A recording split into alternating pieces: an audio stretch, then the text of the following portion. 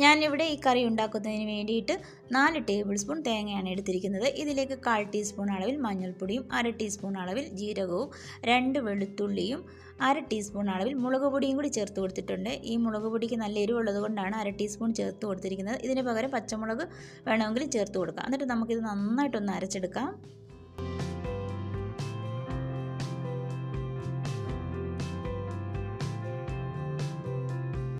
ഇനി ഒരു ചട്ടിയിലേക്ക് 1.5 ടേബിൾ സ്പൂൺ അളവിൽ വെളിച്ചെണ്ണയും ഒരൽപ്പം കടുകും 2 വറ്റൽമുളകും ഒന്ന് കട്ട് ചെയ്തതും ഒരു ചെറിയ സവാളയുടെ പകുതി ഒന്ന് ചെറുതായിട്ടൊന്ന് അരിഞ്ഞും ചേർത്ത് കൊടുത്തിട്ടുണ്ട്. എന്നിട്ട് ഇത് നന്നായിട്ടൊന്ന് വഴറ്റിയെടുക്കാം.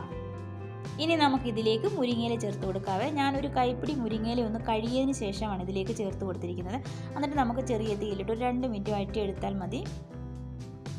പിന്നെ ഈ ഇല ഒരുപാട് സമയമിട്ട് വഴറ്റി അതിൻ്റെ കളറൊക്കെ മാറിപ്പോകരുത്. ഈ ഒരു പച്ച കളർ